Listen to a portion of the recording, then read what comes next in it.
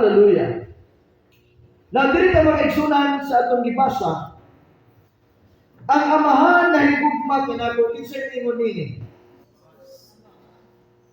Si Jesus. Ang amahan na higugma kanako kay ako ang laman sa pagtugyan. Sabto na ito makaigsunan. Si Jesus, of course, yan gi-recognize ang Father. Gi-acknowledge niya ang sovereignty sa kanyang Father. How much His Father loved His beloved Son. Now, si Jesus makaigsunan, nasabtan niya nga gihigugma sa pag-ayos siyang amahan. Tungod kay andam siya sa pagtugyan. Usa itugyan niya ang iyang kaugalingon. Now, kung susiyaw na ito itong kaugalingon, makapanginambog pag-ata sa Diyos nga gihigugma yun ta sa Diyos tungod kay nag-alagad yun ko sa Ginoo. Kita ba makatestify ba ta sa itong kaugalingon, makapanginambog ba ta nga ang Diyos nahigugma yun nato. Naagip plano ang Diyos nato. Kaya ako anda mamatay para niya. Nahinumduman na ito makaigsunan nga di na ito pwedeng lipaton ang Ginoo. Amen? I-prove na ito sa Ginoo nga andam-dam mo alagad. Andam-dam mo sakripisyo. Amen? Andam-dam mo buhat siyang kabubuton. Andam-dam nga magwali sa iyang pulong. Andam-dam magmisyon. Andam-dam mo buhat sa kabubuton sa Ginoo. Mabitaw na yun si Jesus, dili tanan magtawag o Ginoo-Ginoo nga mag-adto sa langit. Siya lang nga nagtuman sa kabubuton sa akong amahan nga tuwa sa langit. Hinumduman nato nga ang matuman dili yun imong pagbuot. Amen? Ang matuman dili atong pagbuot. Ang matuman pagbuot gayon sa Dios. Atong palakpakan sulod. How deep is your love? God is the inventor and the master of what we call love. Amen? Si God ang inventor, siya ang master, siya ang owner. Because God Himself is love. Sa Bible makaigsunan, gikan sa creation, when God created man, hinumduman na ito ang gibuhat sa Ginoo tao ug lalaki. Amen? May paang hayop, animals, na gibuhat sa Ginoo, male and female. Gibuhat sa Ginoo. But talking about mankind or a man, He only created a single person which is male or man. Amen? O diyan masabtan ang pagka-mysterious sa between sa laki o babae, male or female.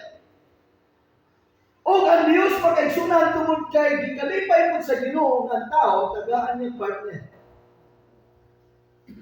Sa diya nga nabuhat ni Adan ang iyang duty sa Ginoo pagatiman sa Garden of Eden. O nakita sa Ginoo nga dili kay maayo ang lalaki mag-inusara. And eventually, mag-igsunan, God created a female, a woman, but He used man. Amen? Giupirahan si Adan sa Ginoo. Asa gibuhat ang babae? Gikan sa lalaki. Muna nga bukog sa bukog. Amen? Unod sa unod. Si God mag-igsunan, siya ang Diyos sa labihan ka-ultimate nga talking about love story. Grabe ka systematic or labihan ka creative ang Ginoo diha sa tao. Aron ang tao malipay. Aron ang tao mag-igsunan masatisfy. Amen. Muna sa Bible, antod sa Book of Revelation, mga igsunan, diskutan niya ang kining the bride. Amen. And the bridegroom. Naagi kasal. Muin up yung taan ni og kasal. Bangkite, mga igsunan, dito sa gingharian sa Dios. Kas noon ang church o ang Ginoo na atong pangasawon. The bridegroom, mubalik si Jesus. O ang church, mag-igsunan, without stain or wrinkles, without any spot, mag-igsunan, musugat siya. Mura tag-gikasal. Amen. Amen.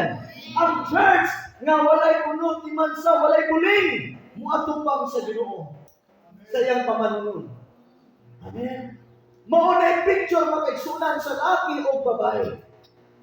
Na ang lalaki, mag-igsunan, kita mag-igsunan o dirigi ka ng church. Dirigi ka ng church. Nag-create ang church because of man. Because of a single person. O ang church, mag-igsunan, matubang sa Ginoo. Musugat sa Ginoo. Nga walay kunot ni mansa. Therefore, ang church, dunay gitawag og preparation. While waiting sa atong bridegroom, mag-igsunan, nga mao si Jesus, ang pangutana karon, how prepared is the church? How deep is your love? Sama ba sa kasunod?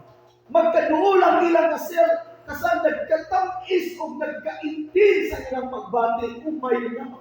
Doon na gitang kasunod. Pag-upan na gitang sa way katapusan. Amen. Kanang dulan mga sa unod, lisod na ni mo na. Lisod na ni mo na pugnan.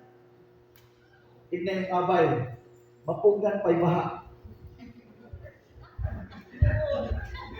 Ha? Amen. Mo galing magpakasal kay nagkahiminong paayod mag-igsunan. Ang kalimutan mag-igsunan, daghan kayong dula-dula sa gugma. Dagang lipat-lipat sa gugma. Apan yung dumanato ang gugma sa Diyos, mag-igsunan, labihan ka perfect. Amen? Labihan ka nindot ang gugma sa Diyos alam ka na. Muna pangutana sa church karon, unsa pagkalalo ang imong gugma kaniya? Andam pa kang mulahutay. Mato pa ni Jesus 3, kay andam siyang makutugyan sa iyang kagalingon. Amen? Andam matang buhulat. Pero sa pag ako mabili ba? Pero sa baka ako makakita. Hinumdumay makaigsunan na ang atong decision nag-matter ni sa atong eternity. It determines your eternal hope. Amen? There's a way that seems right. Dunay mga kahimtang na paminaw na to sakto. Pero di ay mo hatod ka na to sa kalaglagan. In other words, makaigsunan, ang atong decision, makaigsunan, hallelujah, nagmatter ni the way we understood how much we love God, nor how much God loves towards us, how we understood, even in a way of serving God, and even knowing His words, the principles of God. Amen? Ang paghigugma nato sa Diyos. Masabtan mo, giunsa nimo sa paghigugma. O masabtan nimo, giunsa ka sa Diyos paghigugma. Amen? Vice versa. Si Jesus mag-igsuna, hinugduman na ito nga, He is the perfect model. Amen? He is the perfect model. Talking about love, Jesus Himself is the picture of God's love. Amen? Now, if you want love, gusto ka gugma, look at Jesus. Because Jesus is willing to give His life as a proof that He Himself loved God, His Father. And his reward, the Bible says, and the Father give the church, give the people unto himself. Amen? Meaning, ang church, mao ang iyang bride. Gi-reward sa Father ang church na ito kay Jesus. Amen? The same way, if we truly love the Father with all our hearts, God the Father, He knows what is better for you. He knows what is good for you. Amen? Kung mangita kag partner, kabalo na si Lord kung sa'yo para nimo. Kung nangita ka o kung sa imong gusto sa kinabuhi, kabalo na si Lord kung sa'yo gusto, kung sa'yo the best para nimo. Amen! At ang pagpakan si Lord. Muna ang prinsipyo sa Bible is to seek the kingdom of God first. Seek ye first the kingdom and His righteousness, not yours, His righteousness. Amen. And all these things shall be added. Ito pagpapagsalot. All these things shall be added. Idugang sa Diyos ang tanan. Now, mga kaigsunan, kining atong pagtugyan sa Ginoo, kining pagdidikit nato. Now, as a church, giunsa nato pagdidikit ang imong kinabuhi. Amen?